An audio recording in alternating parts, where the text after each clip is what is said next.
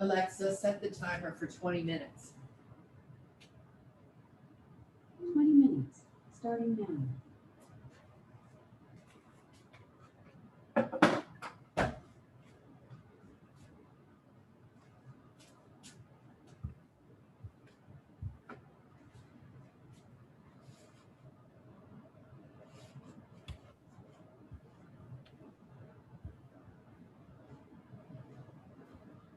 Okay, Deb, you are the host for the session now. You can make me the co-host for the session.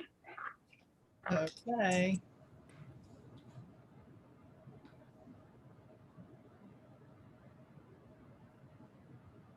There you go.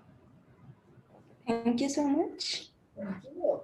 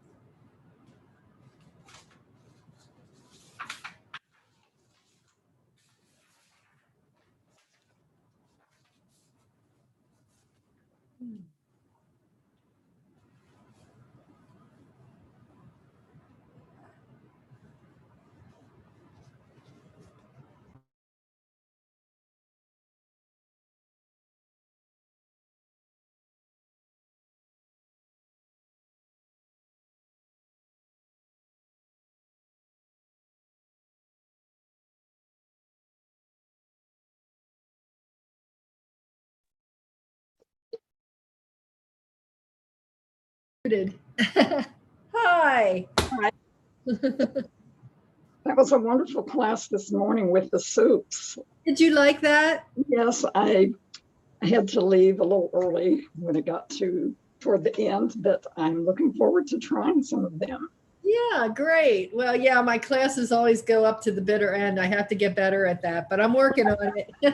No problem. Right, Sandra? I mean, what Hi, how are you? And well. speaking of what Betty said, I'll have to leave out a little early, but I'll stay as long as I can. Okay, sounds good. And I'm really working hard to get it finished by the end too. So we all have a goal here in mind. Yes, we had that. We had the broccoli soup for lunch. It was very good. My husband liked it. So when he says something, then I know. Especially if I don't have to ask him. Tells me. Yeah, that's my gauge too. Yep.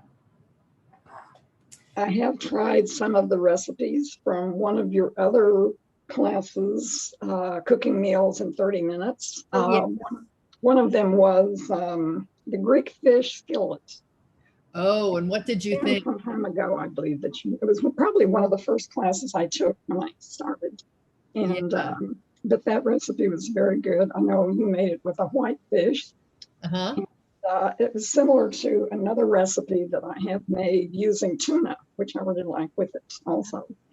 So is that what you used, tuna, or did you use the white fish? Well, I used the white fish, but the recipe was so almost identical to another recipe that I had from a class that I took from this Italian chef who had been in Italy. Oh, And so I think next time I make it, I'm going to try it with the tuna. yeah. I would like to know how that turns out. Yeah, I'd like to know. But they were very good. Your Oh, I'm Great. glad to hear that. ideas. Yeah, I like another fish recipe that I make that's very similar, only it's even easier.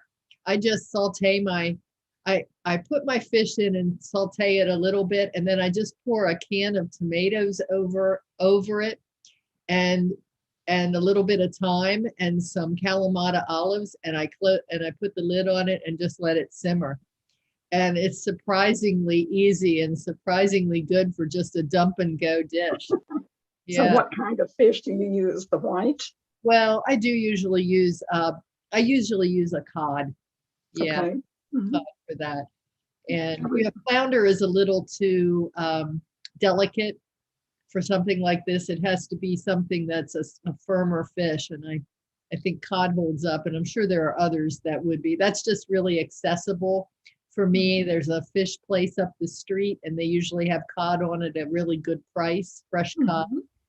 And so I just kind of go with that a lot. But tuna I love, and I love tuna though in kind of a medium rare way. So I haven't found or I haven't tried a recipe where it's actually simmered in something where it would get more well done. So Mhm. that would be interesting. It might be I prefer it more moist. So when it's in something like what you're talking about, it may retain that moisture. So that's Yes, it is moist then. And, all right. Well, you know what? It could only be the three of us. I'm not sure. We had a small sign up, but that's fun. We'll have fun with that. Then we can talk all we want, right? So I'm going to go So- ahead and go ahead. So you do the classes no matter what the number is? Pretty much so, yes. Matter of fact, we're live streaming, so who knows? I'm sure there are thousands on live stream, right? Just thousands. So we can't disappoint. Yeah. Hi to all of you who might be out there in live stream land. I'm going to get started and share my screen so we can get cooking. Because I don't know about you, but let's see, around my neck of the woods, I know, Sandra, you're a few hours behind me, but here where I am Yeah. in Pennsylvania, it is 5:30. So Yeah, 2:30 here. Yeah. yeah. So Betty, what time is it where you are? It's 4:30. 4:30. Okay, so in you still Chicago. whip this dinner up after we've done talking, right?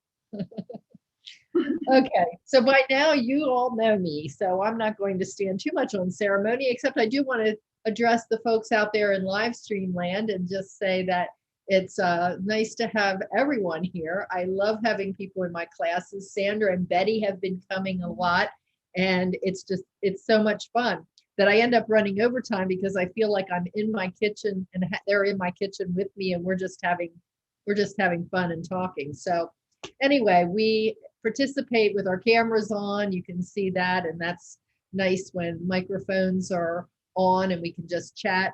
You can also use the chat box. So we record these sessions and they're available by requesting them at helpitgetsetup.io. And if you are joining us by live stream, we'd love to have you register for a class and actually be here and be part of the conversation. That's a lot of fun for all of us. And lastly, I'll just make mention that there's no financial relationship for anything that we talk about here, about any of the products or services or websites.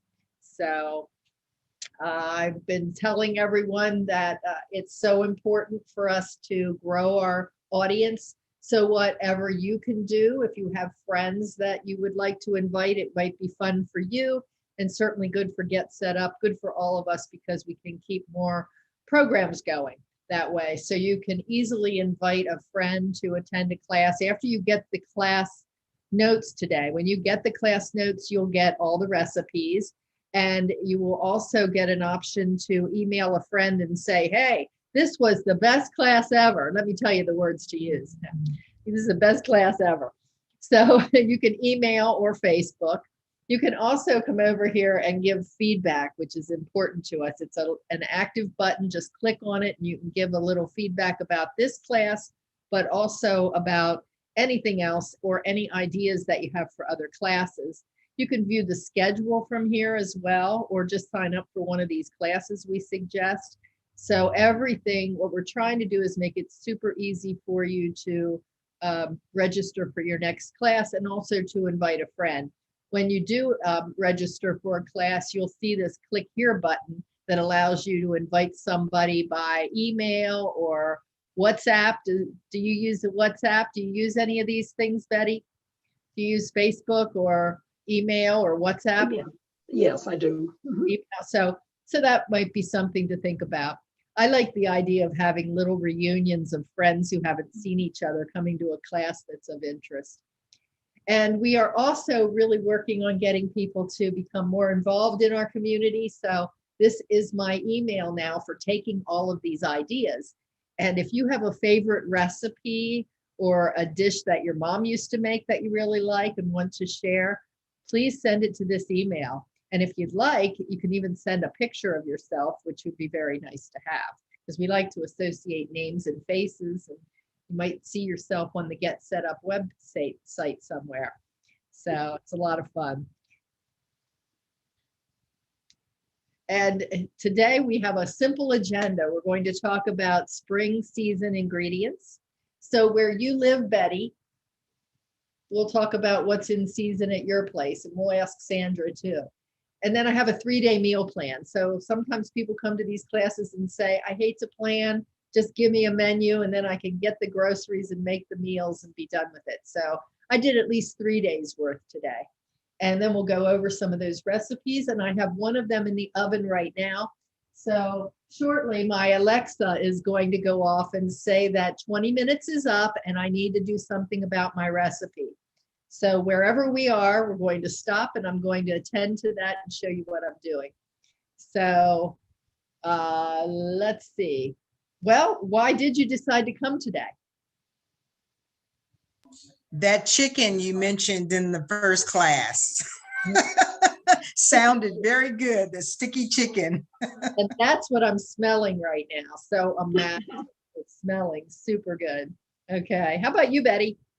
I'm always looking for new ideas and also recipes that don't take a lot of time.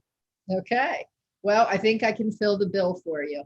So I wanted to ask you though, what is happening in your neck of the woods? I know what is happening here and what's growing. What is growing in season where you live? What's spring? What's growing? That's always a hard thing for me to figure out, because I try to go by what they say, and when you go to the store in the produce section, the items that are the cheapest are the ones that's in season. So, I don't know. I think asparagus and maybe strawberries are, oh, okay. Okay. I'm sure you're ahead of us with that. And we're just starting to get into that season. We're just starting to get those things. I just had my first, in fact, I just went over and paid my farmer for my asparagus that she hand delivered to my porch the other day. I got this big bundle of beautiful asparagus. Nice, I wish. Yeah, it's wonderful. How about you, Betty? What's growing where you are? We don't have any things that are local yet, but there are things in the grocery store, like the other lady mentioned, asparagus, and the strawberries are coming in. So you're seeing some of those coming from other areas that have the season. Mm-hmm. You know, we've gotten so out of touch with what is in season anyway, because we go and get it at the grocery store year round. So gosh, I can recall when I was growing up, you knew very specifically what was in season. And I have a garden now, so I know what is in season because I know what will grow and what will not. Right now it's really good cilantro season. My lettuce is doing beautifully. My spinach is happy. I found some parsley I planted on the other side of the house and it managed to survive the winter, and it's doing really well. And my kale is coming up.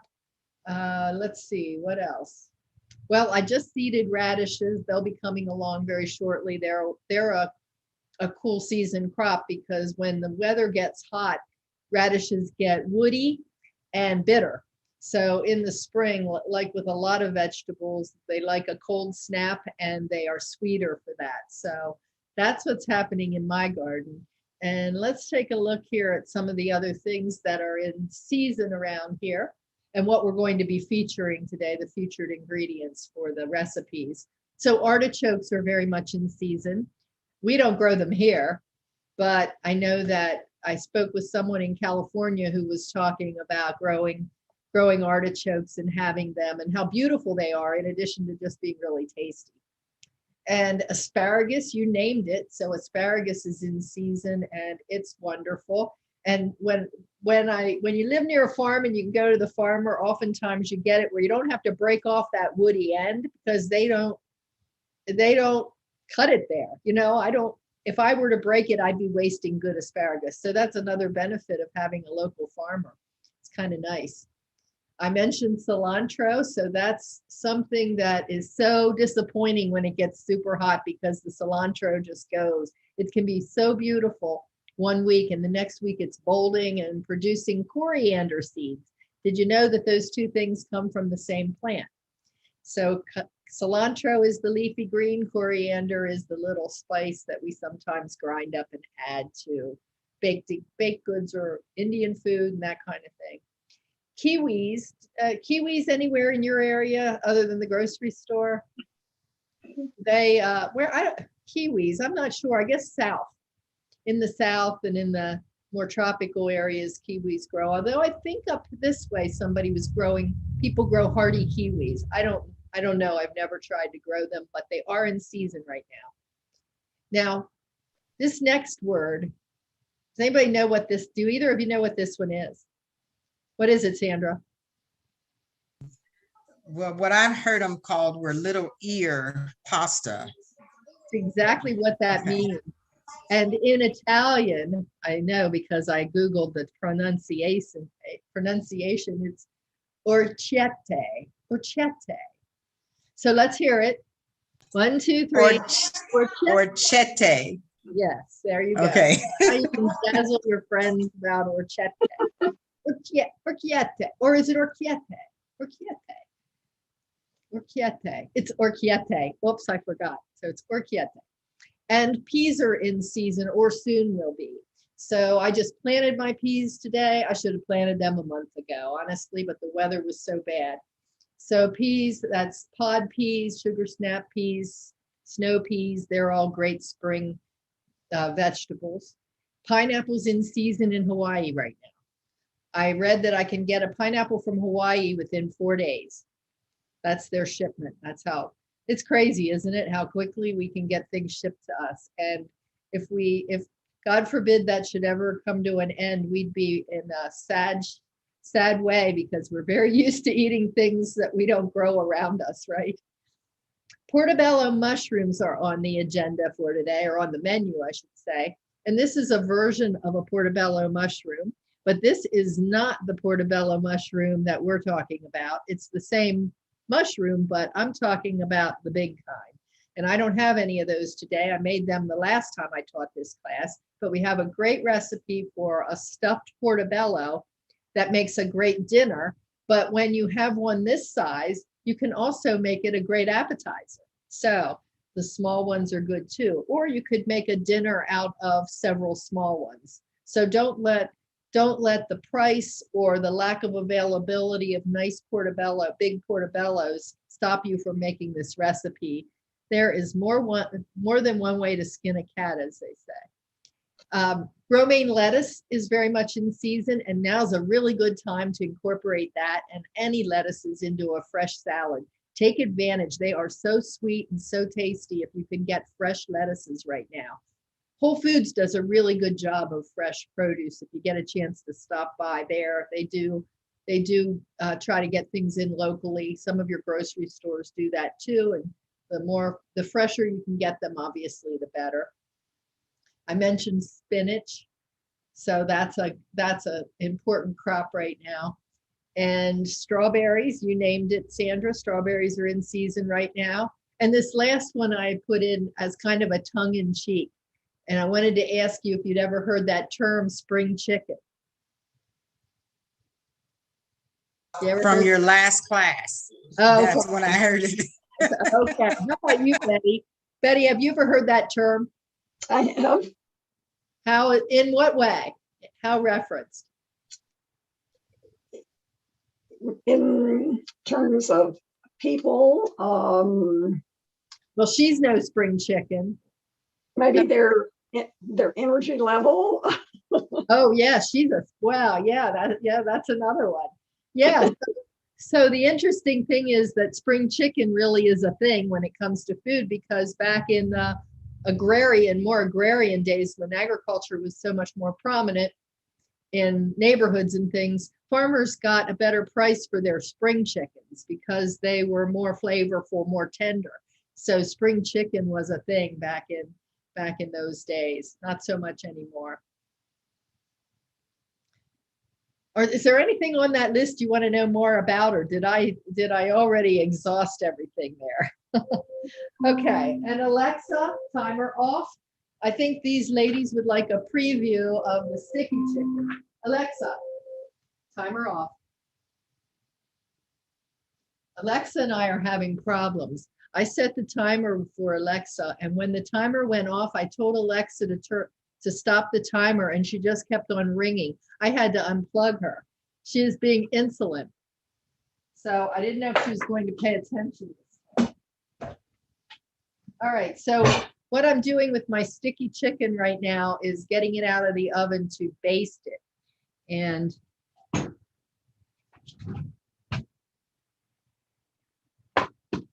I don't know how, oh, you can't see that right now. I'm going to stop my share in a moment.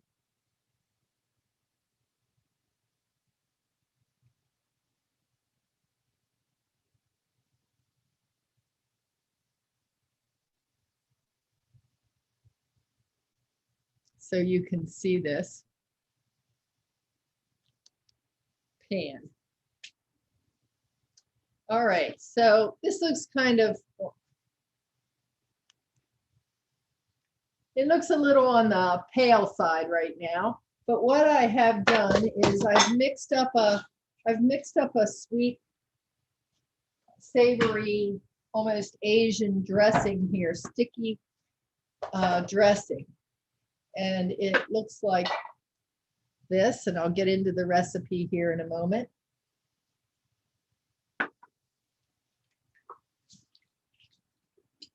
What I've done is I put it on first, and this is boneless chicken thighs and some legs, some chicken legs. Now, if you were to use all boneless chicken thighs, you could have this done within 30 minutes. It would probably only take about 15 or 20 minutes for that boneless chicken thigh to get done. But there's a benefit to having it cooking longer and slower and getting caramelized here. But if I were doing this and didn't have all these chicken legs to use up, I'd probably just do the thighs. They're so much easier, no bone, and cooks faster. So I'm just basting this again. And I'm going to put it back in the oven. Then I'm going to tell you a little more about it.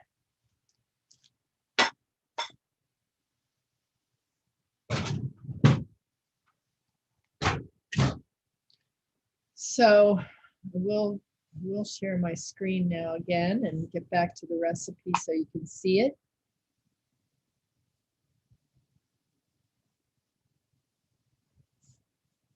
Okay. So do you see that picture of the nice chicken with the pineapple on top? This is great because it has these sweet, savory flavors, and the pineapple salsa really just brings it out. Let's get into the recipe a little bit. So it's a pound of skinless thighs, a pound of drumsticks. Of course, you can cut this in half and make it in a much smaller quantity if you like. I was going to do that tonight, and now it seems like I might have a friend stopping by, so I bumped it back up.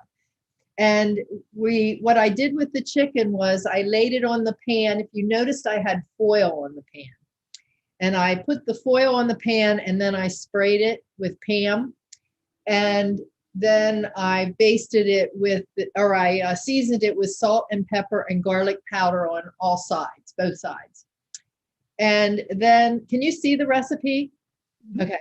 And then I made this glaze. It made out of honey, soy sauce, brown sugar, and a couple of teaspoons of apple cider vinegar. So that's what I was swiping on that. And now that's going to cook, that's going to roast at 425, as I did for 20 minutes. And then after 20 minutes, I brushed more sauce on. I'm going to roast it for another 10. Whoops, I forgot to tell Alexa. Alexa set the timer for 8 minutes. So I just told her 8 minutes. I figured that was 2. And then I'm going to put it on yet again. and then roast it again. I'm really roasting it to 165 with my thermometer. And do you guys use, I shouldn't call you guys. Do you use a thermometer, a meat thermometer? Do you have a kind that you like? What's yours like? No particular kind, just long as I have it, the digital one, the little square Digital. prong is the digital one, yeah. Yeah. Okay. Here's what, how about you, Betty? You have one? Digital, uh-huh. Okay. So I never know what I might want to talk about. So I have one like this, which is digital, and it's a probe, and I can put it in my oven and put this thing out. But sometimes it's a little bit of a pain, and it's not an instant read. Are yours instant read? Yeah, so I bought this at Costco now, and this is just, I can just probe my meat and turn it on, and it gives me an instant read for whatever it is. And it's far enough away from the meat that I don't burn my hand. So I really think I'm going to like it, although my husband's been the only one that's used it so far. So that's my investment this last month. All right, so that's going to caramelize that chicken. And what I'm going to do then is serve it with this pineapple salsa. So I'm just going to stop the share again so you can see what I'm doing. I bought a pineapple the other day and I cut it up and I had to freeze it because I couldn't keep it that long. So I chopped it up today after I thawed it out. It's pretty good. There's a brown spot on one of the pieces, but other than that, it's looking pretty good. And it's the pineapple and then some shallot. Oh, guess what? I forgot. Here's what's happening. This pineapple salsa recipe is one that I made, and it's okay on this recipe, but I thought that it could have been better. So I found another recipe. So I'm giving you this because it comes with the chicken recipe, but I want to go out here and get my other recipe for that. See if I can find it. Sometimes We'll get that one too. Yes, I'm sending Okay. both for sure. So let's see. I added that later. Let me.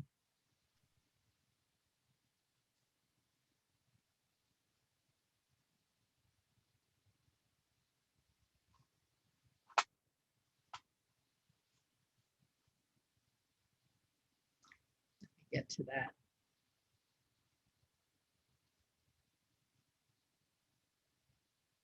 Thought I had a link to it on my slide, but I think I did not do that in the update. So this is called Pineapple Salsa Take 2. This is the one we're making. It looks so pretty, doesn't it? Can you see it? No, you can't see it. Okay.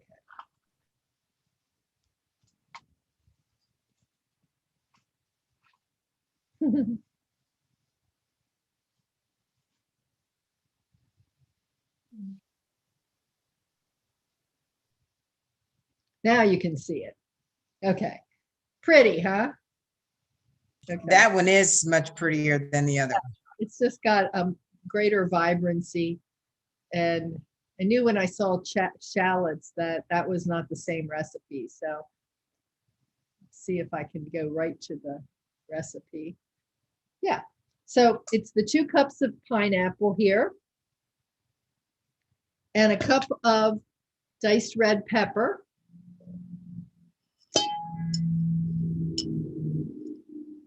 And a half of a cup of chopped cilantro. I chopped my cilantro a little earlier in the day. It's looking a little wilty now, but it'll perk up in the pineapple juice. And then finely chopped red onion and garlic. 1 clove of garlic. And then it calls for 3 tablespoons of finely chopped jalapeno pepper. Now that seems like a lot to me. So honestly, I got another jalapeno out. I freeze these in the winter because I can't bear to throw them away. A jalapeno plant produces a lot of jalapenos. So you only need one if you grow them. So I'm only putting a tablespoon in right now. And I would suggest that you might start there. And if you really like hot, you can add more.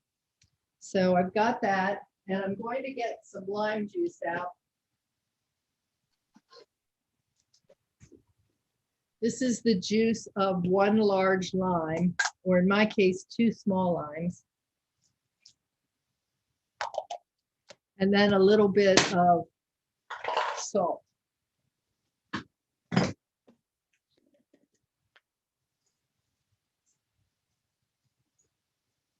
Just enough to bring the sweetness out.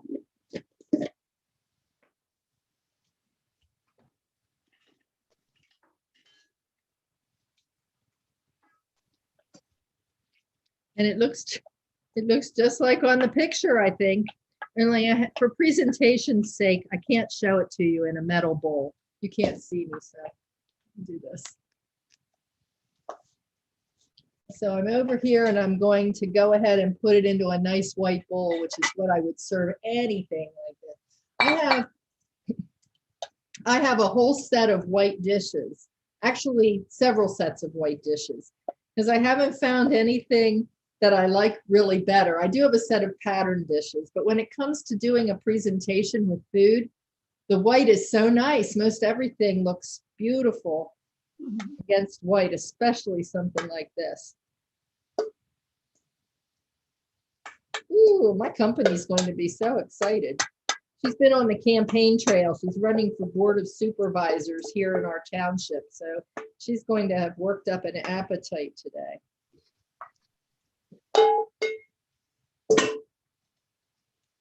How's that? Looking beautiful? Looks pretty and looks yummy. It's pretty yummy. Now I have to taste it. I'll let you know for sure, because this is one, I made that other one and I picked this one out instead as a replacement. I hope I like it. I like it. And the longer it sits, just leave it at room temperature. That's it. Delicious. Okay, now what I'm making along with this, what I'm making along with this is coconut rice. So have you had coconut rice before? Yes. Okay, so that's really easy. How about you, Betty? Have you had coconut rice? No. Okay, so it is just a nice different kind of thing that gives you a more tropical flavor. So when you're doing the pineapple salsa with this sticky chicken, something with a coconut flavor really goes well. And it is really so easy to make that I have now started to make it as a staple and keep it in my freezer. Now, what I haven't done is actually taken it out of the freezer and tried it warmed up, unfrozen. So this is the recipe. It's 2 cups of jasmine rice and then a can of coconut milk. And you can use light coconut milk or you can use the full coconut milk. Have you used coconut milk before, Betty? Yes. Okay, so you're aware of that and you've worked with that before, so I don't need to go get a can of coconut milk. I always like to share products if people aren't familiar with them, because otherwise, well, I don't know about you. How about you, Melinda? Have you, we haven't heard from you. Are you there and do you want to join us? Have you worked with coconut milk before?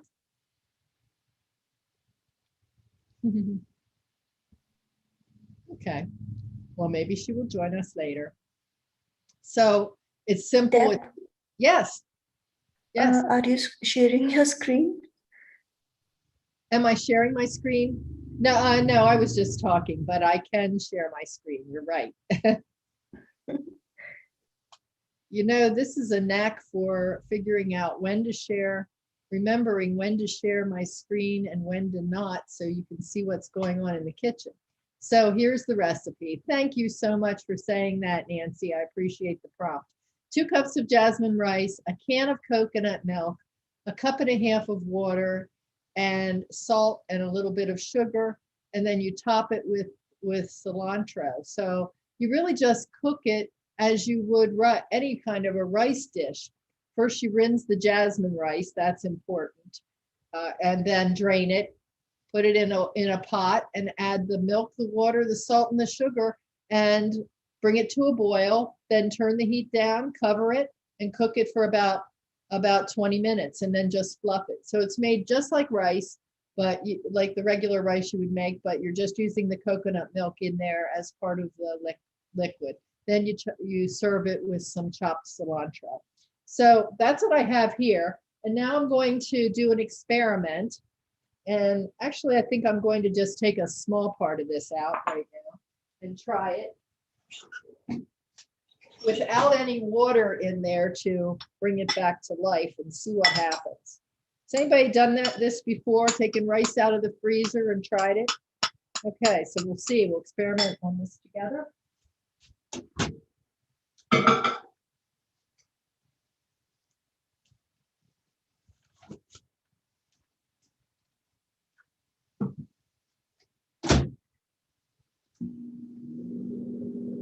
Give that about 30 seconds, see what happens. Because it gets a little dry in the freezer, but I'm confident that it's going to rejuvenate. I might have to add a little bit of water to it, and we'll see where it goes.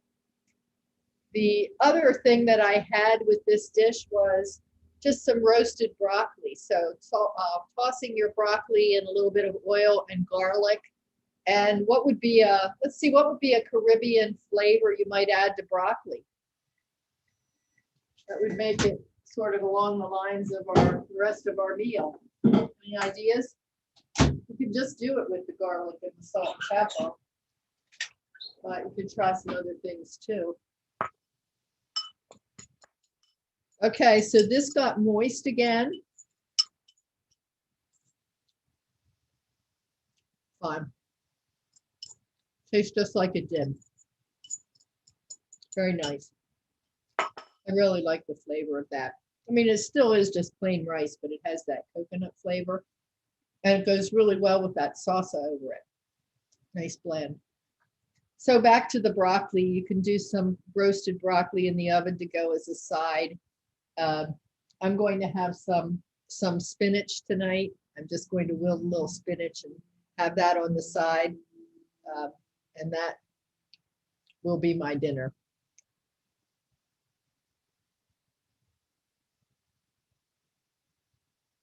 Along with some of the dips that I made for the Kentucky Derby party that we had the other day. Did either of you come to the Kentucky Derby party?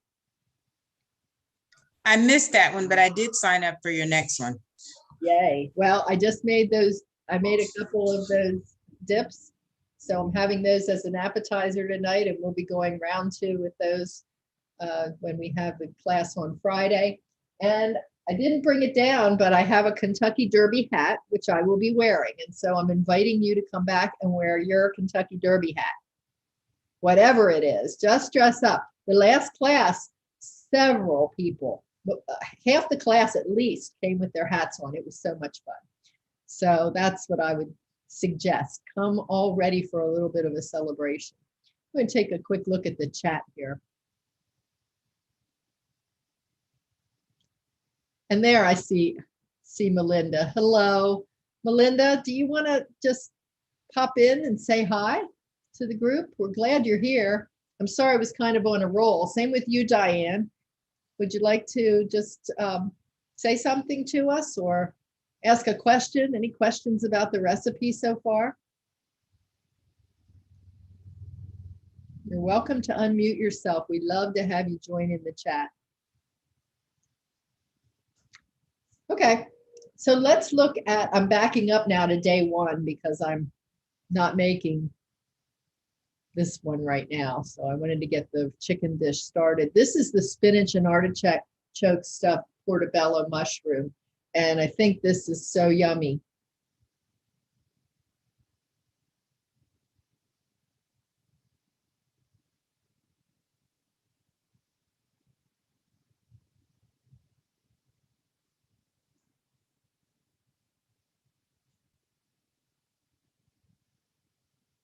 Actually, I think I'm going to go ahead and show you this video because a picture is worth 1,000 words, and it's kind of nice to have the video. If it will load for me here.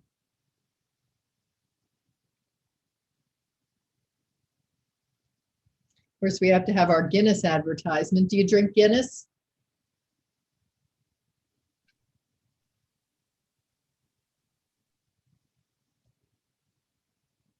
Here we go. This is the size of those portobellos. And watching this, you can see how easy it is to make this recipe. So we just take, using those baby spinach leaves is nice. And you're using artichokes that are not marinated, just the kind that come in the can in water. And you're going to scrape all those gills out and take the stem off. And it's ideally, it's nice if you can get a portobello with a nice bowl, nice rounded head. But if you can't, just make do. It won't really matter that much. So you're sauteing that spinach, then making sure that you really get all the juice out of it. You want a dry filling here. You don't want something sopping wet. Same thing with the artichokes. You want to drain them really well. Then you're adding in the cheeses. There's Parmesan cheese in there. I think there's also another cheese. So we'll look at the ingredients here in a minute, but it's just this easy. So now she's going to prepare the mushrooms themselves. So they get pre-baked with this oil and seasonings coating the inside and the outside of the mushroom. And they're baked for a while and then they're stuffed. So 10 minutes, then they're finished, stuff them. And now they just need to bake for another 10 minutes, maybe up to 10 minutes. And there they are. They make a great vegetarian meal. And they also make a great lunch if you have any left over. They're great appetizers too.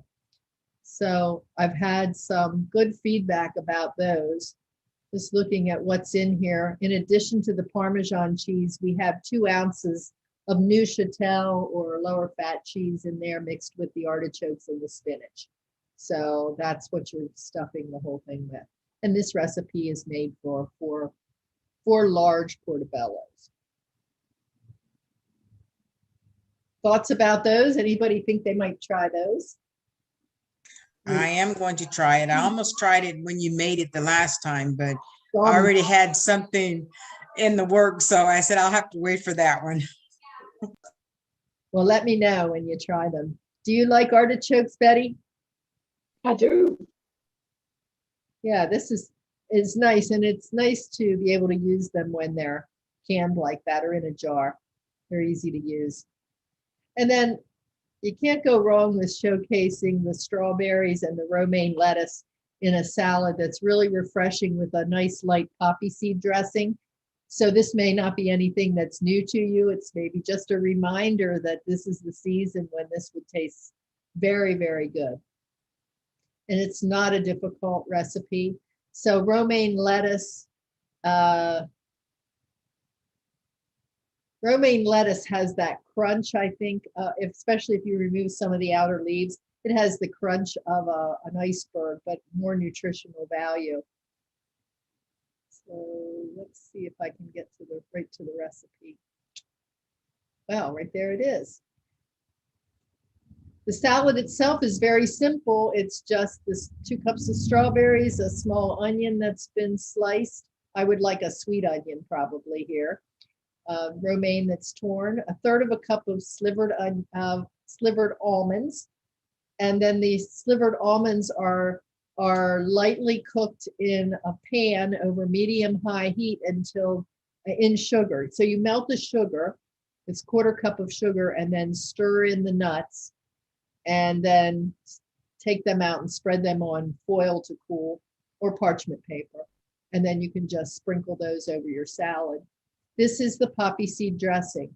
1/4 cup of mayonnaise, 2 tablespoons of sugar. You can easily use a sugar substitute here. I like the erythritol blend there. And a little bit of sour cream to give it a little bit of tartness, a little bit of milk, a little cider vinegar, and some poppy seeds. And that's all there is to that. So that makes a great warm weather recipe. Alexa, how much time's on the timer? There are no times set. She didn't set my timer. You heard me tell her 8 minutes, didn't you? I'm well overdue now for my next basting, I feel certain.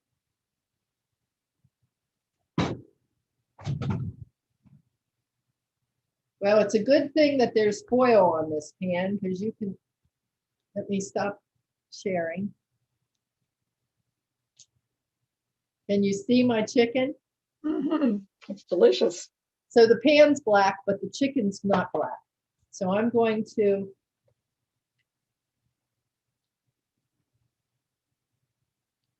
essentially put the rest of this on now. Final basting. I think I'm going to turn it over now too. Ooh, oh, is it ever caramelized on the other side? That's nice. Ooh, that's the sticky part. Mmm.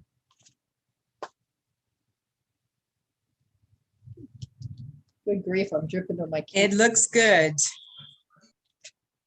Really good.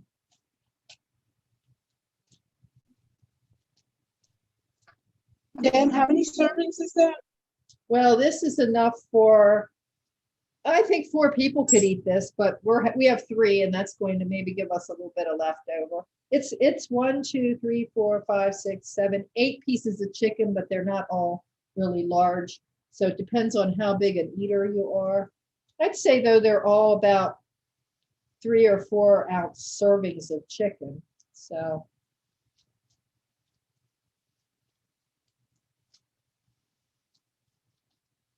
All right, so that's going to be finished now. Once I put it in for this final time. Deb, how would you store that cooking for one? I'm sorry, say that again. How would you store that cooking for one? How would I store it? Well, I think that if you wanted to eat it as a leftover, you could easily just keep it in the refrigerator and warm it up. You could warm it up in some foil or even in a pan with a little bit of foil over top. It would reheat nicely. You probably don't want to over bake it at that point. Just warm it. And then you'd have your coconut rice, which you can rewarm easily. And then whatever vegetable you might want or salad that you might want, whatever comes together there. But this would stay in the refrigerator well. And I think you could also freeze it too. But again, then I would reheat it really low and slow. I wouldn't really cook it per se. I'd just reheat it. Okay, thank you. Yeah, you're welcome. Nice of you. I'm glad you joined us. Jennifer, I have seen you before, so I'm glad that you're here. All right. I've seen your Thank name on signups for classes. And I think I've seen your name in the classes. Okay. Yeah, we discussed your daughter's name. Oh, that's right, we did. I was just thinking about that. Yep. Because I wondered whether that was her because there was no camera picture. All right, let's look at day 3 then. Go back to sharing my screen and we'll just briefly go into this last one to wrap up the session. This one is using our orecchiette pasta, our little ear pasta. And it's made with asparagus and peas, so 2 good spring vegetables. And this is not a heavy pasta dish. It's very light, very easy to make. So you boil your water and cook your pasta as you would normally. You put that aside then after you have it finished. But you add oil to the large skillet over medium heat. So while your pasta is cooking, you've got your skillet. You put a little olive oil in there, 1/4 cup of olive oil, and then add the garlic, which is 4 cloves of thinly sliced garlic. So nice garlic flavor is important to this dish. That's the main flavor here, along with the cheeses. Then you can add the asparagus in there, which you've cut into like 1-inch pieces. And you add that in with the garlic. cook it for about 5 minutes until it starts to get a little soft. And then you can throw a little bit of pasta water in. If you feel like things are drying up too much, and maybe in danger of burning, go ahead and take a little bit of pasta water out of your pot and throw it in there. And then this is always confusing. Every time I read this, it throws me off. So I have to really read it. Uncover the asparagus because you're covering it with a lid. So you cover it with a lid here and let it get tender for 5 minutes. And then you uncover it, and at the same time, add the pasta to the water, add the peas to the asparagus. This is not really written very well, I don't think, as a recipe. I think that you are really just, you're cooking your asparagus, you're putting the lid on, letting it soften up a little bit. Meanwhile, you're throwing your pasta in the water like you would normally. You add the peas to the asparagus because they only take a minute or so. Season with salt, and then add the scallions in because you're not cooking them very much. You want them kind of fresh. And then add a cup and a half of the pasta water. While your pasta's cooking, take a cup and a half of that water out and put it into your pan with your peas and your asparagus, and then bring it to a boil and cook it until that liquid starts to reduce. So you're really about making a little bit of a sauce here. And then when the pasta is just al dente, remove it and put it right into the sauce. So we talked about spider before in this class. I guess that's some kind of a I don't have a spider, but it's a large plate looking thing with holes in it that you can pull your pasta right out. You can also easily just drain your pasta, but do retain some of the pasta water in case you want to use it for the sauce to thin that out a little bit to coat the pasta. So you put the pasta in, you stir it around, and if you need a little saucier consistency, just add a little more pasta water to it, and then sprinkle it with the grated cheese and serve it. If you have pea tendrils, you can use those, but I don't know. That's more for effect than anything. So I've just turned off my oven now because I think my chicken's about done. So that's a super easy way to make a nice light pasta using spring vegetables. Orecchiette and peas and asparagus. If questions about that, just read that recipe. It's just written a little awkwardly, but it isn't as difficult as it looks or sounds when I talk about it. Okay. So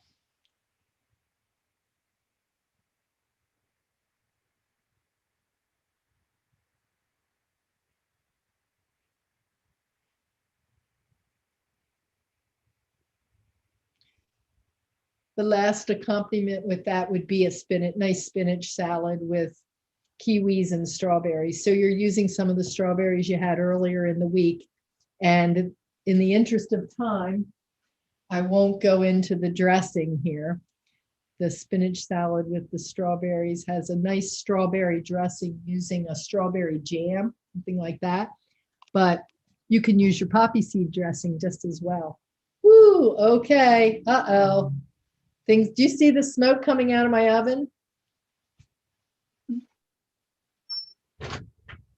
I hope I'll say goodbye before the smoke detector goes off.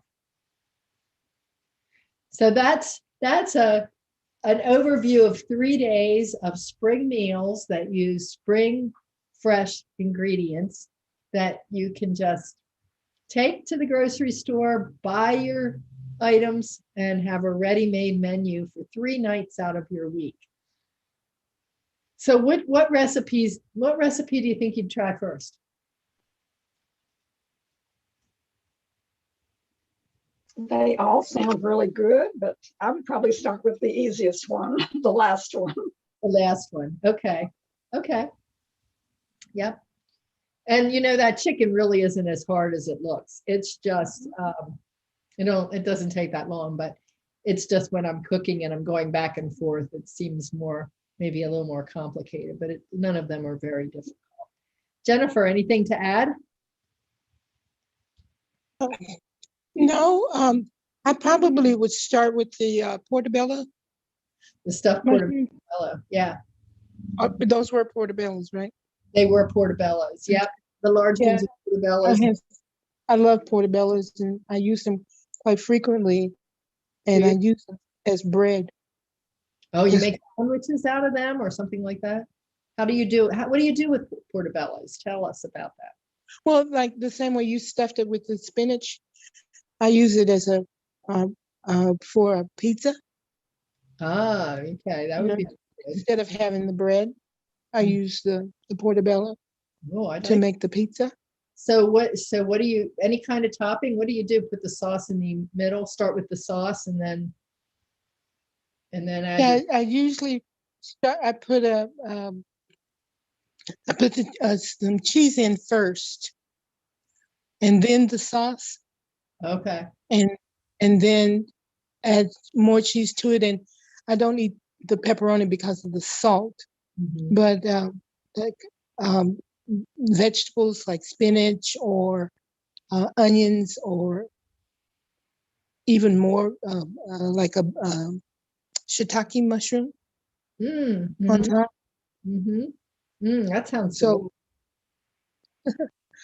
yeah, Yeah, I I never enjoyed thought it. about using those to make a pizza. I've made portobello burgers and I've made pizzas using other kinds of ingredients for the crust, but I've never used a portobello for a pizza crust. Very interesting. Right. Thank you. Yeah. Okay, so does anybody else have anything to share before we wrap up for the day? It's great having you here. I'm glad that you came to the session today. Thanks, Betty, for coming back. Thanks, Jennifer, for coming back. Melinda and Diane, I'm sorry we weren't able to talk a lot, but maybe you'll come back and join us on camera and we can entice you to join the conversation. So with that, I will just leave you with my next classes. I'm doing one on how to make a meringue, which I will tell you is going to be an adventure tomorrow. So that should be very interesting. And if you have a meringue expertise, please bring it because I'm going to be experimenting a little bit. So we'll learn together. And then I have Mexican Fiesta tomorrow as well. And of course, Friday, we're doing the Kentucky Derby party. So check that out because once the Kentucky Derby's over, that's gone. So I hope to see you in a future class. Thank you. Thanks for Thanks, being Deb. part of the Get Set Up community, as always. Have a good evening. You Happy. as well. Thank you, everyone. Bye-bye. Bye-bye.